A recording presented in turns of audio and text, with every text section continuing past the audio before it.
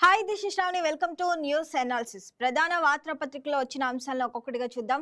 ముందుగా అయితే ఆంధ్రజ్యోతిలో వచ్చిన కథనాలను ఒకసారి చూద్దాం.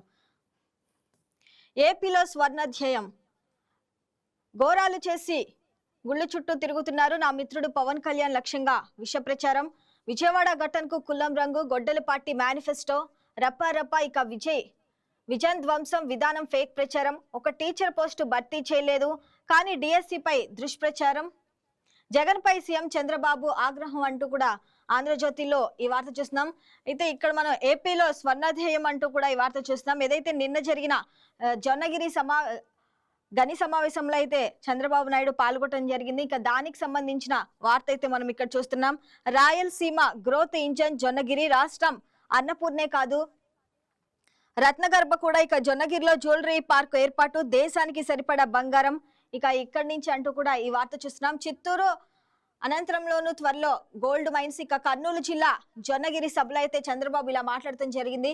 జియో మైసూర్ జొన్నగిరి ప్రాజెక్ట్ ప్రారంభం, జొన్నగిరికి స్వర్ణగిరిలా పేరు మార్పు అంటూ కూడా ఆంధ్రజ్యోతిలో ఈ వార్త ప్రచురితమైంది. ఒకసారి దీనికి సంబంధించిన మ్యాటర్ చూస్తే, జొన్నగిరి గోల్డ్ మైన్లు అయితే బంగారం వెలికితీతతో రాయలసీమకు పూర్ణ వైభవం రానుందని ముఖ్యమంత్రి చంద్రబాబు అన్నారు. ఇక నవ్యాంధ్ర ముంగిట స్వర్ణాధ్యాయం మొదలైందని ఆయన వ్యాఖ్యానించారు. జొన్నగిరి గోల్డ్ మైన్ సీమ అభివృద్ధికి గ్రోత్ ఇంజన్ అవుతుందన్నారు. కర్నూలు జిల్లా తుగ్గలి మండలం జొన్నగిరి వద్ద 405 కోట్ల పెట్టుబడితో అయితే స్థాపించిన Geo Mysore Jonnagiri gold mine ప్రాజెక్టును చంద్రబాబు బుధవారం ప్రారంభించారు. ఇక Geo Mysore Deccan gold mines, Triveni earth mover సంస్థలు సంయుక్తంగా దీనిని నెలకొల్పాయి. అలాగే ప్లాంట్ విస్తరణలో భాగంగా 2 యూనిట్ నిర్మాణానికి సీఎం శంకుస్థాపన చేశారు. అనంతరం గోల్డ్ మైన్ ప్రాంగణం, ప్రాసెసింగ్ యూనిట్, బంగారం శుద్ధి ప్లాంట్ ను పరిశీలించారు.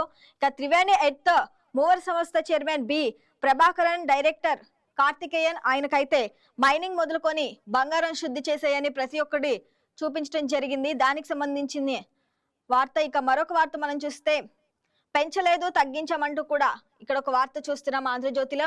వచ్చే 3 ఏళ్లలోనూ కరెంటు ఛార్జీలు పెంచమంటూ కూడా గొట్టిపాటి రవికుమార్ అయితే నిన్న మాట్లాడటం జరిగింది.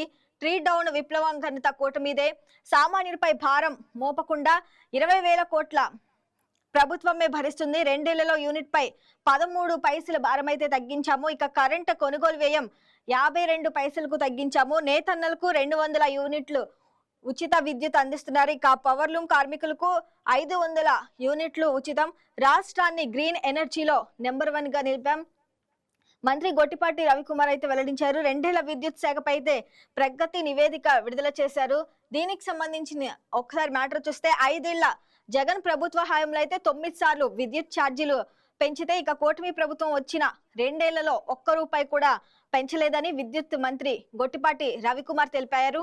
ఇక రాబోయే 3 ఏళ్లలో కూడా ఛార్జీలు పెంచబోవని, ఇక అదనపు ఖర్చుల పేరిట వినియోగదారులపై అయితే భారం వేసే ట్రీ ఆఫ్ విధానానికైతే స్వస్తి పలికి దేశంలోనే తొలిసారిగా యూనిట్ 13 పైసల మేర ట్రీ డౌన్ అమలు చేసి సామాన్యుడికి ఊరటనిచ్చామని తెలిపారు.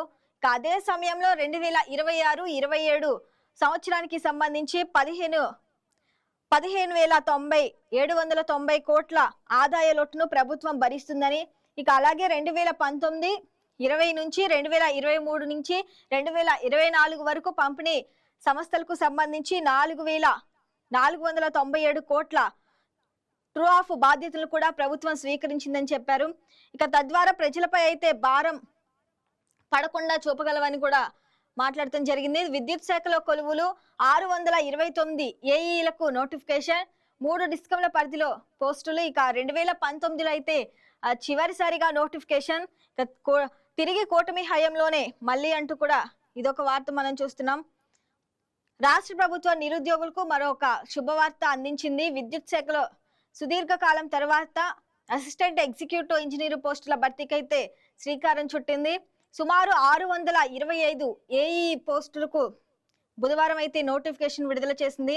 ఇక ట్రాన్స్కో పరిధిలో అయితే 200, జెన్కో పరిధిలో 100, ఇక ఎస్సిడిసిఎల్ పరిధిలో 134, సిపిడిసిఎల్ పరిధిలో అయితే 60 అంటూ కూడా అదొక వార్త మనం చూస్తున్నాము.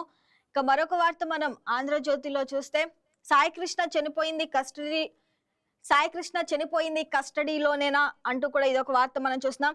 శవం మాయం, ఆధారాలు ధ్వంసం, రిమాండ్ రిపోర్ట్ లో సంచలన విషయాలంటూ కూడా సాయి కృష్ణకు సంబంధించి వార్త చూస్తున్నాం. ఒకసారి ఇందులో మనం హెడ్లైన్స్ చూస్తే, మార్కాపురంలో అదుపులోకి కృష్ణలంక పిఎస్ లో టార్చర్. ఇక స్టేషన్ లో సీసీ ఫుటేజీ మాయం, కోర్టును తప్పుదోవ పట్టించిన వైనం, సిఐ నాగరాజుకు రిమాండ్.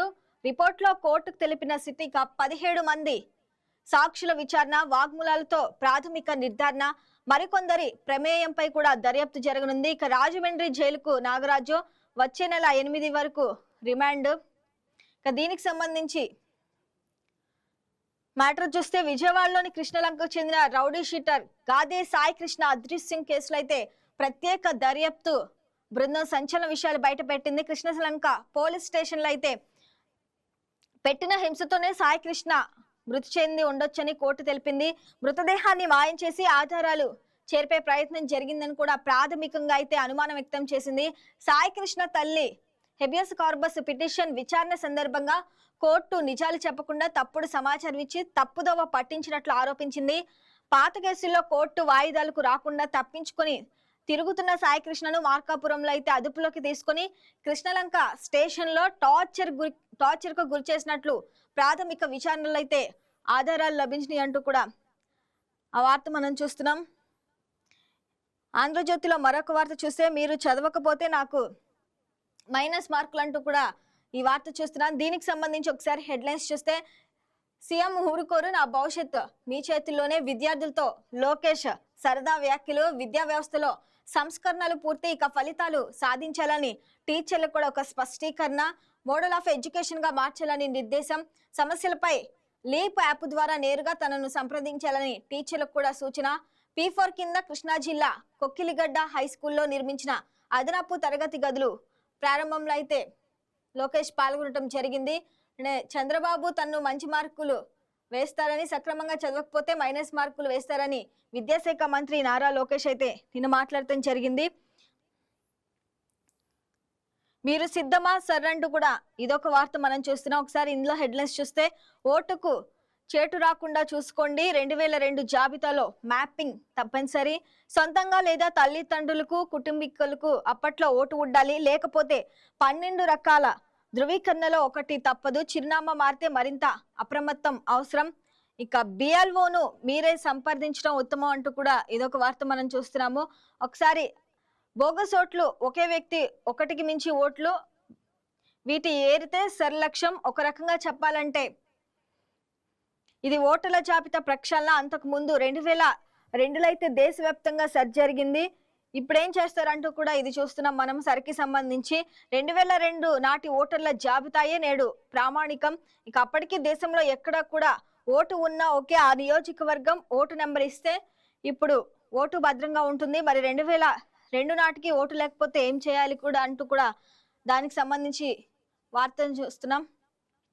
భూములు చేరబట్టిన భూమున అంటూ కూడా ఇదొక వార్త మనం చూస్తున్నాము. తిరుచానూరులో 9 ఎకరాల ఇనాం భూ ఆక్రమణ, దాని విలువ 45 కోట్లుగా అయితే అంచనా. ఇక స్వర్ణముఖి ప్రవాహ ప్రాంతంలో ప్రహరీ నిర్మాణం, సమగ్ర సర్వే చేస్తే మరిన్ని అక్రమాలు వెలుగులోకి, ప్రభుత్వానికి నివేదిక సమర్పించిన విజిలెన్స్. ఇక గత వైసీపీ ప్రభుత్వ హయాంలో అయితే ఆ పార్టీ నేతలు ఇష్టానుసారంగా అయితే భూ కబ్జాలకు పాల్పడ్డారు. ప్రభుత్వం ఇనాం భూములు అడ్డగోలుగా ఆక్రమించారు. ఇక తిరుపతికి ఆనుకొని ఉన్న తిరుచానూరులో అయితే పంచాయతీ పరిధిలో మాజీ ఎమ్మెల్యే భూమన కరుణాకర్ రెడ్డి ఏకంగా 9 ఎకరాల ఇనాం భూమినైతే కబ్జా చేశారు. ఇక దానికి సంబంధించిన వార్త ఇది. ఇక ఇరాన్ పై ట్రంప్ దూకుడుకు బ్రేక్ అంటూ కూడా మరొక వార్త మనం చూస్తున్నాము. సరే, ఇందులో కూడా హెడ్లైన్స్ చూస్తే, యుద్ధ అధికారుల తీర్మానానికి 50 మంది సభ్యుల ఆమోదం. ఇక వీరిలో 4 అధికారుల రిపబ్లికన్లు. ఇక ట్రంప్ది చారిత్రక తప్పిదం, నిరవధిక యుద్ధం చేసేందుకు రాజ్యాంగం అనుమతించలేదు. ఇక శత్రువుకు సాయం చేశారు అధ్యక్షుడు ట్రంప్ అయితే ఆగ్రహం వ్యక్తం చేస్తున్నారు. ఇక ఇరాన్ అణు కేంద్రాలను తనిఖీ చేస్తాం, అమెరికా ఇరాన్ ఎంఓయూల్లో ఇదే కీలకం. ఏఐఈఏ డైరెక్టర్ రఫేల్ మరియానో గ్రోసి వెల్లడి. ఇక తనిఖీకి మేము ఎవరికి అనుమతి ఇవ్వలేదు, ఇరాన్ హార్మోజ్ టోల్ ఉండదని ఇరాన్ చెప్పింది ట్రంప్. ఇక గ్రీన్ కార్డు ఉన్న నో ఎంట్రీ, నేర ఆరోపణలు ఎదుర్కొనే వ్యక్తులను అమెరికాలోకి తిరిగి రానివ్వకుండా నిలిపేయొచ్చు, రుజువులు లేకపోయినా ఇమిగ్రేషన్ అధికారులకైతే సందేహం వస్తే చాలు ఓ చైనా జాతీయుడు కేసులో అమెరికా సుప్రీంకోర్టుకు 6-3 మెజార్టీ తీర్పు. ఇక తీర్పుతో భారతీయ అమెరికన్లపై అయితే తీవ్ర ప్రభావం అయితే పడనుంది. ఇక విద్యార్థి వీసాలపై అయితే 4 ఏళ్ల కాల పరిమితి. అమెరికా హోమ్లాండ్ సెక్యూరిటీ విభాగం ప్రతిపాదనకైతే ఆమోదించి ఇప్పటికే అధ్యక్ష భవనంలో మాట్లాడటం జరిగింది. ఇక ఉద్యోగులకు కేటాయింపుకు 3 కమిటీలు అంటూ కూడా ఇక్కడ ఇదొక వార్త చూస్తున్నాం. ఏ జిల్లా కావాలో ఆప్షన్ ఇచ్చుకునే ఛాన్స్ అయితే ఉంటుంది. ఇక అభ్యంతరాలు ఉంటే అప్పీలుకు అవకాశం. మార్గదర్శకాలపై అన్ని ఉద్యోగ సంఘాల సూచనలు కోరిక సర్కార్ అంటూ కూడా ఇది చూసాం. ఇక మహిళా సంరక్షణ కార్యదర్శులకు కొత్త మార్గదర్శకాలు. 780 మంది మహిళా శిశు సంక్షేమ డెప్యుటేషన్ అంటూ కూడా దానికి సంబంధించిన వార్త చూస్తున్నాం. మరొక వార్తాపత్రికలో వచ్చిన కథనాలను ఒకసారి చూద్దాం. సాక్షిలో వచ్చిన హెడ్లైన్స్ మనం ఒకసారి చూద్దాం. ప్రభుత్వ హత్య పెద్దలను కాపాడే కుట్ర అంటూ కూడా ఈ వార్త మనం చూస్తున్నాం. కాపు యువకుడు సాయి కృష్ణ హత్య కేసులో కీలక పరిణామాలు. ఒకసారి ఇందులో హెడ్లైన్స్ చూస్తే సిఐ నాగరాజు రిమాండ్ రిపోర్టు సాక్షిగా పన్నాగం బట్టబయలు. కీలక అంశాలు లేకుండానే సిట్టు రిమాండ్ నివేదిక. సాయి కృష్ణను హత్య చేసినట్లు స్పష్టంగా పేర్కొన్న సిట్టు. ఇక హత్య సమయం, ప్రదేశం, ఆయుధం ప్రస్తావనే లేవు. మృతదేహాన్ని ఏం చేశారన్న వివరాలు కూడా మాయమయ్యాయి. ఇక మృతదేహ అవశేషాల సేకరణే పట్టించుకొని సిట్టు. కీలక పోలీసు రిజిస్టర్లు, రికార్డుల ప్రస్తావన లేనే లేదు. ఇక ప్రత్యేక సాక్షులపై దొంగాట. సిపి టాస్క్ ఫోర్స్ అధికారికి ప్రభుత్వ రక్షా కవచం. ఇక సీసీటీవీ ఫుటేజ్ బ్యాకప్ స్వాధీనంలో తాత్సారం. ఇక తూతూ మంత్రంగా రిమాండ్ రిపోర్టు. తెర వెనుక ఉన్న టీడీపీ పెద్దల పాత్ర కప్పిపుచ్చే కుతంత్రం.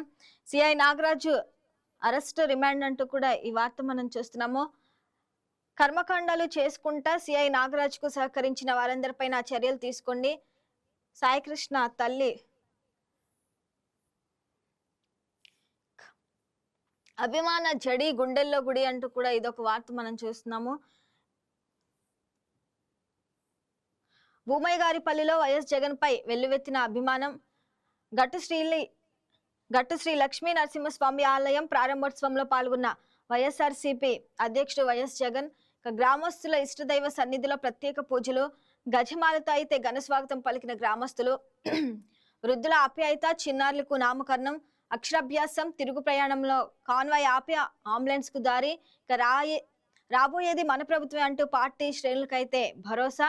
భావోద్వేగాలు, ప్రజా ప్రేమకు నిదర్శనంగా నిలిచిన పర్యటన అంటూ కూడా అదొక వార్త మనం చూస్తున్నాం. మరొక వార్త చూస్తే బీసీలకు బాబు వెన్నుపోటు అంటూ కూడా ఈ వార్త చూస్తున్నాం. తొలి నుంచి నమ్మించి దగా. ఒకసారి ఇందులో హెడ్లైన్స్ చూస్తే 2014 ఎన్నికల్లో ప్రకటించిన బీసీ డిక్లరేషన్ బుట్టదాఖలు. 100 ఎమ్మెల్యే సీట్లు ఇస్తానని శటగోపం. 2014 హామీలు అమలు చేయలేదు. 2024 ఎన్నికల్లోనూ అదే మోసం. మళ్ళీ బీసీ డిక్లరేషన్. 50 ఏళ్లకే పెన్షన్ పేరుతో వంచన. బీసీ రక్షణ చట్టం 2 ఏళ్లుగా అయితే సాగదీత. ఇక బీసీ సప్లాన్ తో 5 ఏళ్లకు 1,50,000 కోట్లు అంటూ గొప్పలు. ఇక స్థానిక సంస్థలు నామినేటెడ్ పదవుల్లో 34% రిజర్వేషన్. హామీలకైతే తూట్లు అంటూ కూడా ఈ వార్త మనం చూస్తున్నాం. ఇక టీడీపీ కూటమి నేతలపై మహిళా కమిషన్ కు ఫిర్యాదు. స్త్రీల గౌరవాన్ని దెబ్బతీశారని వైఎస్ఆర్సీపీ మహిళా నేతల మండిపాటు. మహిళా కమిషన్ చైర్పర్సన్ తీర్పుపై అయితే ఆగ్రహం. ఇక నిర్మాణాలు హిందూ ధర్మస్థలాల్లోనూ షిర్డీ సాయి లేరంటూ కూడా ఇదొక వార్త చూస్తున్నాం. దేవాదాయ శాఖ మంత్రి ఆనం వ్యాఖ్యలు. షిర్డీ సాయి ఆలయాల్లో హైందవ శాస్త్ర ప్రమాణాలు ప్రకారం వైదిక కార్యక్రమాలు జరగవని వెల్లడి. వ్యాఖ్యలు వివాదాస్పదం కావటంతో మంత్రి అయితే వివరణ. విద్యుత్ ఛార్జీలే పెంచలేదట. ఇక మళ్ళీ అవే అబద్ధాలు, వాస్తవాలకు ముసుగంటూ కూడా ఇది చూస్తున్నాం. ఒకసారి ఇందులో హెడ్లైన్స్ చూస్తే 2 ఏళ్ల చంద్రబాబు పాలనలో విద్యుత్ శాఖ ప్రగతి నివేదికను విడుదల చేసిన మంత్రి గొట్టిపాటి రవి. రాష్ట్ర ప్రజలపై ఏకంగా 20,000 కోట్లకు పైగా అయితే భారం. చంద్రబాబు గత హయాంలో అనవసర విద్యుత్ కొనుగోలు ఒప్పందాలు. గత వైఎస్ఆర్సీపీ ప్రభుత్వ సంస్కరణలతో అయితే తగ్గిన విద్యుత్ కొనుగోలు ఖర్చు. వాస్తవాలను వక్రీకరించి కూడా చెప్పిన ఇంధన శాఖ మంత్రి. తప్పుబట్టిన సెకి విద్యుత్ అదే ధరకు తీసుకుంటున్నట్లు కూడా వెల్లడి. సో ఇది ప్రధాన వార్తాపత్రికలో వచ్చిన ముఖ్యమైన కథనాలు. That's all for now. Keep watching YK news.